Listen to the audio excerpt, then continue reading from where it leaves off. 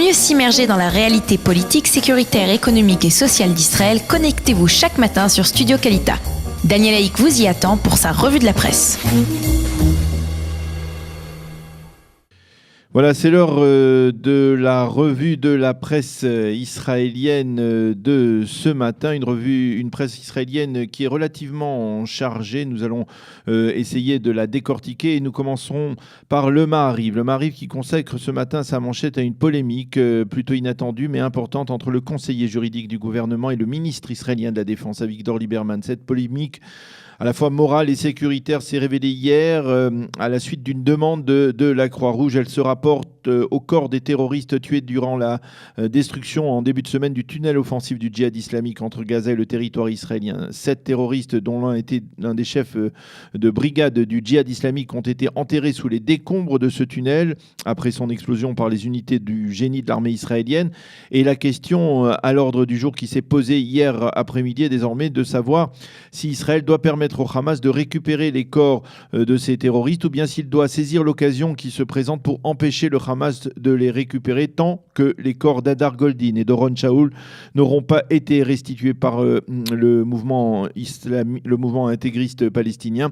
Pour Avichai Mendelblit, le conseiller juridique du gouvernement, Israël doit laisser le Hamas et le djihad récupérer les corps des terroristes, tandis que le ministre de la Défense, Avigdor Lieberman, s'y oppose formellement. Les proches de Lieberman ont affirmé hier qu'il n'y a aucune raison pour qu'il continue à détenir depuis 3 ans les corps de nos soldats, tandis que nous laisserions tranquillement le Hamas récupérer les corps des terroristes. Il faut préciser que ce débat s'est amplifié après que le coordinateur de l'action du gouvernement Judée et Samarie, le général Yoav Mordechai, ait annoncé qu'Israël n'autorisera pas le Hamas à récupérer ces corps tant qu'Oron Shaul et Adar Goldin ne seront pas restitués. Ben Caspit, dans le Maariv de ce matin, explique que les corps des terroristes sont enfouis précisément dans la zone de No Man's Land entre Gaza et Israël, une zone dans laquelle les Palestiniens ne peuvent pénétrer sans autorisation israélienne. Quant au Israël Hayom, il consacre ce matin sa manchette à une révélation selon laquelle Mahmoud Abbas ne serait pas intéressé à empêcher le Hamas de poursuivre la construction de ces fameux tunnels offensifs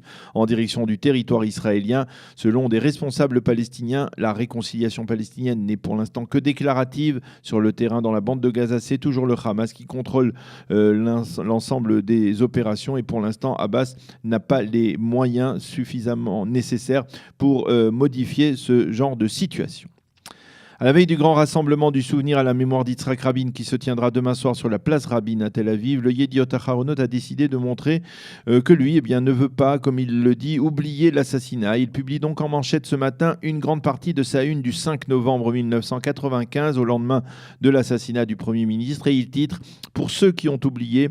C'est donc le titre du Yediot Aharonot de ce matin. Pas moins de 8 éditorialistes publient ce matin un éditorial dans les pages du Yediot Aharonot sur les répercussions de cet assassinat et sur la manière dont on se souvient 22 ans après donc de ce terrible drame vécu le 4 novembre 1995 par l'ensemble de la société israélienne. Ainsi, Raanan Shaked, lui, n'apprécie pas du tout l'intitulé donné par les organisateurs du rassemblement de demain « Nous sommes un seul et unique peuple ». Pour Raanan Shaked, cela ne sert à rien de se cacher derrière des slogans, je cite, de pseudo-unité. Il ne faut pas oublier que Rabin n'a pas été tué par hasard, il n'a pas été assassiné par un loup solitaire qui ne représentait personne. Yigal Amir représentait beaucoup d'Israéliens qui ne croyaient pas en la voie tracée par Rabin et qui ont préféré ensuite couronner leur homme, sous-entendu couronner Binyamin Netanyahou, qui est devenu Premier ministre 6 mois après l'assassinat d'Yitzhak Rabin. En écrivant cela, Shaked explique indirectement les raisons qui motivent la haine viscérale de la gauche israélienne et de nombreux médias, tels que le Yediot Aharonot, envers Binyamin Netanyahou. Face à lui, Yehuda Meshi Zahav, l'ultra-orthodoxe fondateur du mouvement Zaka, écrit ce matin dans la même page 3 du Yediot Aharonot « Nous avons su repousser et vaincre nos ennemis extérieurs, mais si nous ne savons pas vivre ensemble côte à côte, alors tout risque d'être détruit dans cet état et nous n'aurons plus d'autres opportunités. Voilà pourquoi il faut avant tout apprendre à aimer notre prochain, même s'il ne pense pas comme nous. Et le reste viendra ensuite naturellement, écrit Meshi Zahav dans un message bien plus apaisé que celui de Raanan Shaked. Les journaux et les sites d'information se font l'écho ce matin de la rencontre d'hier entre Benjamin Netanyahou et son homologue britannique Theresa May, une rencontre politique qui s'est tenue quelques heures avant le dîner de gala commémorant le centenaire de la déclaration Balfour, une rencontre au cours de laquelle le Premier ministre israélien a suggéré à son homologue d'envisager une modification, même importante, et non plus une annulation pure et simple de l'accord de Vienne.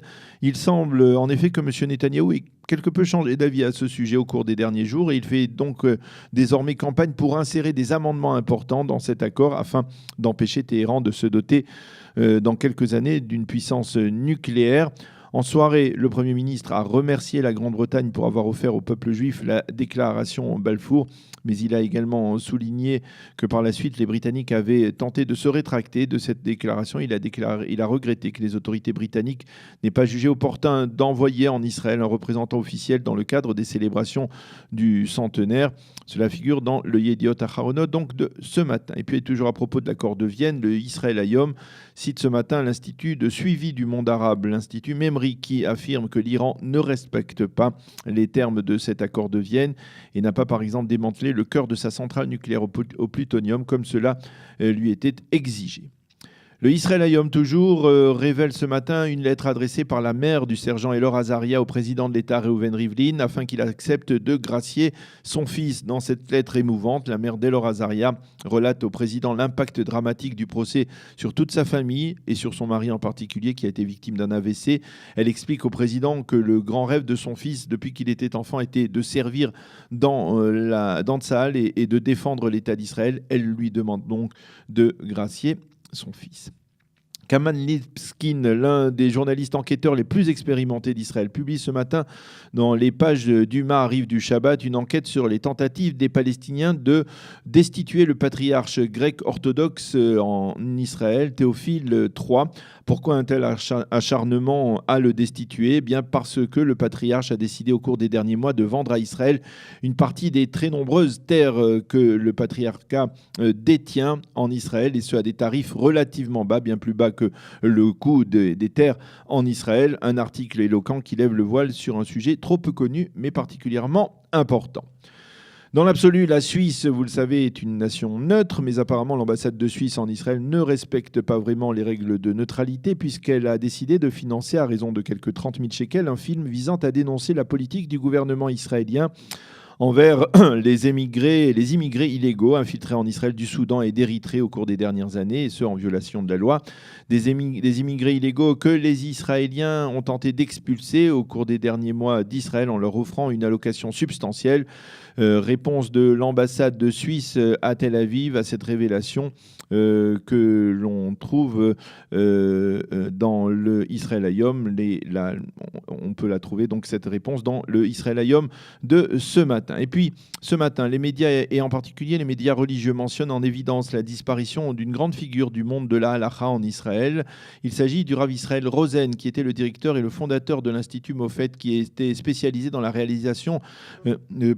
l'Institut Tzomet, qui était spécialisé dans la réalisation de solutions technologiques conformément à la halakha. C'est lui qui, entre autres, a permis le développement en Israël des ascenseurs du Shabbat, et il avait l'habitude de dire que lorsqu'il montrait au ciel, il espérait y être accueilli par des kalnoïdes. Il s'agit de ces véhicules mobiles qui permettent à des handicapés de circuler pendant le Shabbat. C'est lui qui avait permis le développement de ce type de véhicules, comme d'autres créations qu'il a validées et qui sont utilisées pendant le Shabbat. Donc, dans le domaine technologique, c'était un homme d'ouverture et également un créateur, un ingénieur également de très haut niveau.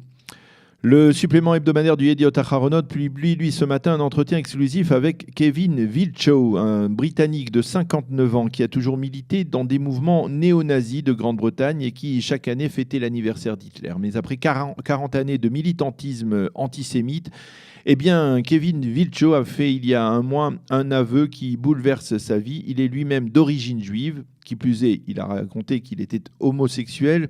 Dans cet entretien au Yediot Aharonot, Vilcho admet que toute forme d'extrémisme qui exclut l'autre est dangereuse et il affirme qu'il admire Israël. Vous avez construit une nation prestigieuse dans un environnement d'hostilité, affirme-t-il.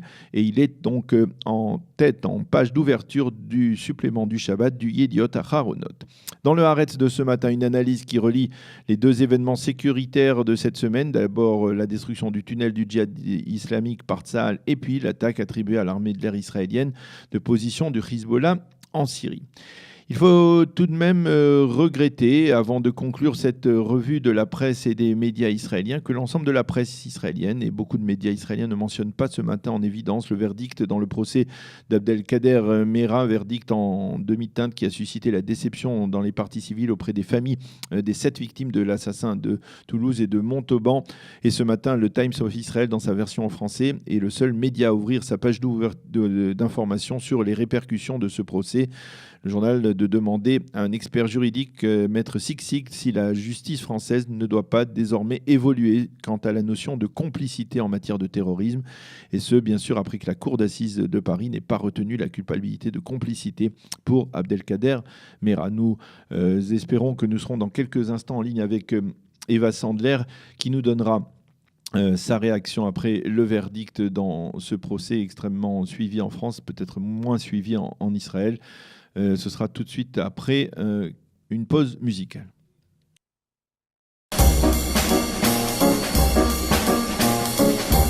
Pour mieux s'immerger dans la réalité politique, sécuritaire, économique et sociale d'Israël, connectez-vous chaque matin sur Studio Kalita.